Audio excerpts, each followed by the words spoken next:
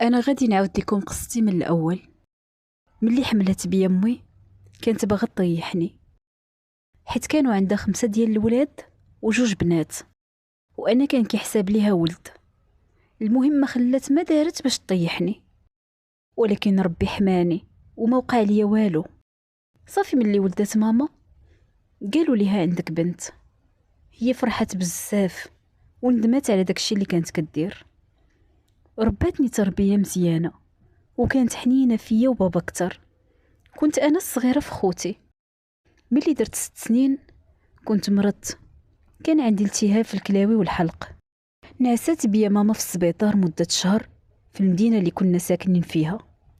المهم كانت تعذبت بزاف وكانت كدير اي حاجة باش تخليني فرحانة. في هذيك الفترة نيت كانت اختي الكبيرة مخطوبة وقريب دير العرس، وفي داك السبيطار اللي كنت فيه تعرفت امي على واحد النقافة، وهي نيت اللي نقفات اختي. صافي ملي خرجنا من السبيطار بشي سيمانة داروا العرس لختي.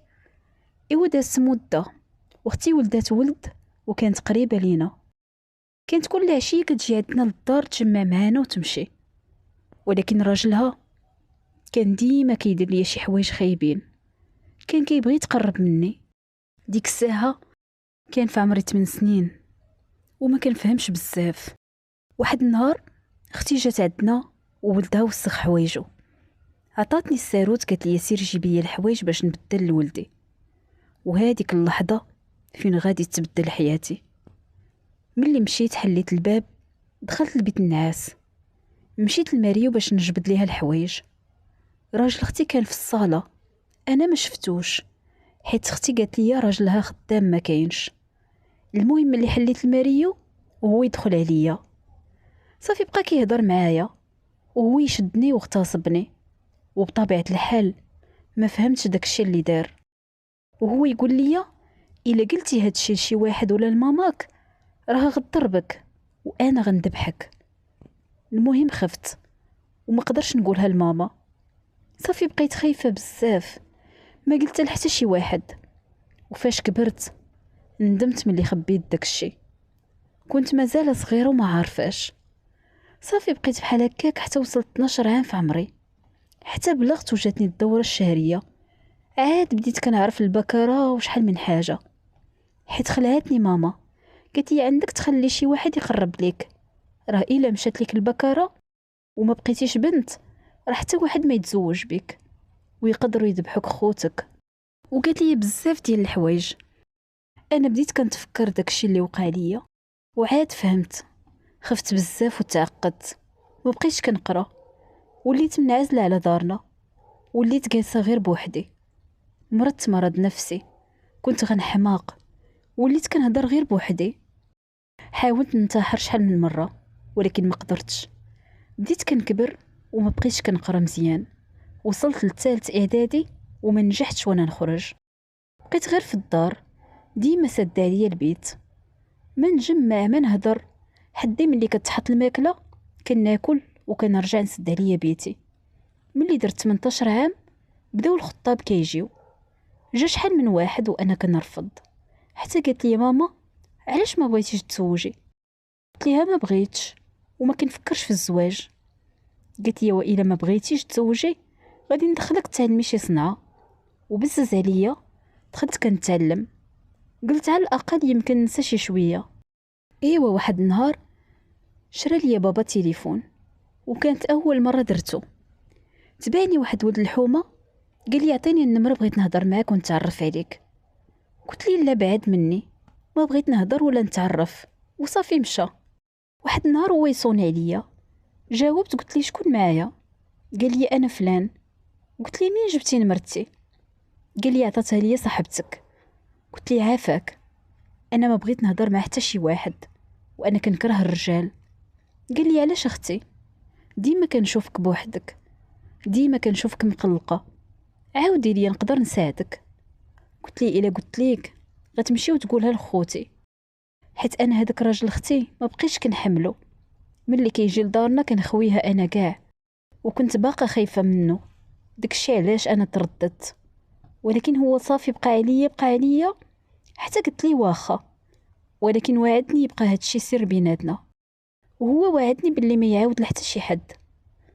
صافي حكيت لي قصتي كلها. فاش سمع داك الشي تعصب بزاف، قال لي غادي نمشي دابا نقتلو. قلت لي دابا اللي عطا الله عطاه، واختي راه ولدت معاه 3. صافي ربي هو اللي غياخد لي حقي منه. قال لي وانتي بعدا واش مشيتي للطبيب؟ قلت لي لا، ما نقدرش حيت ما عنديش الفلوس، واذا طلبتهم من دارنا اكيد غيسولوني علاش بغيتهم، وهو يقول لي انا غادي نعطيك وسيري عند الطبيبه وعرفي شنو كاين. صافي مشيت عند الطبيبه، دخلت قلباتني، قالت لي يا بنتي انتي راكي مازال بكر، البكره ديالك راه مجموعه، حيت من النوع اللي كيتمدد وكيرجع. تصدمت وفي نفس الوقت فرحت، حسيت براسي عاد ساديت، وديك الساعه كان في عمري 20 عام. المهم شكرت داك السيد وقلت لي ما عمرني ننسى خيرك، ربي بوحدو اللي غادي يخلصك.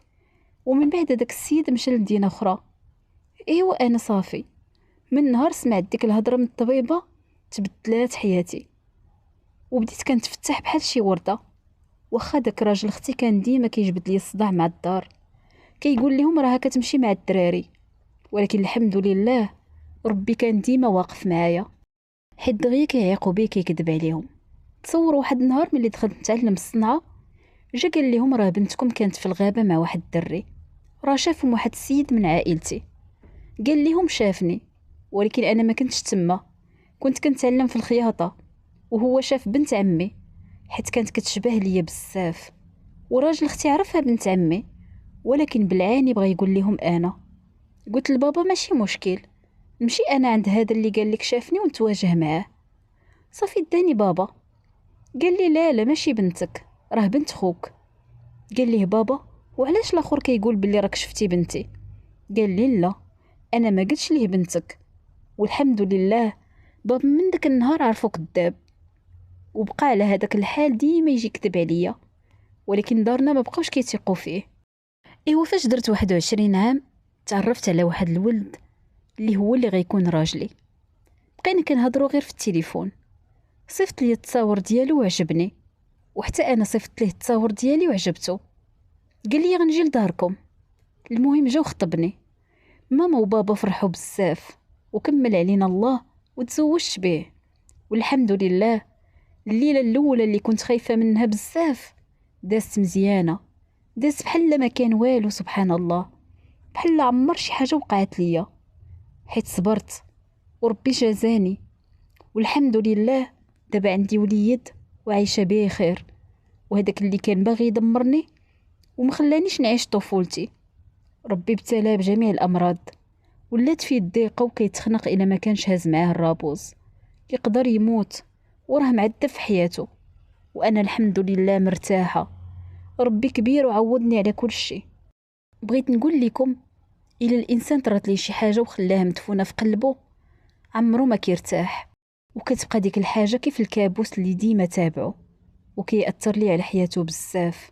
داكشي باش خاص ديما الام تكون قريبه من بنتها وتكسب الثقه ديالها، وتبقى تسولها على الصغيره والكبيره، وتفهمها باللي اشنو ما وقع راه غادي توقف معاها وما غاديش تضربها ولا تعاقبها، ونفس المعامله نيت خاصه ديرها مع ولدها. ايوا هذه هي قصتي وهذه هي حكايتي، ونتمنى تكونوا استفدتوا منها.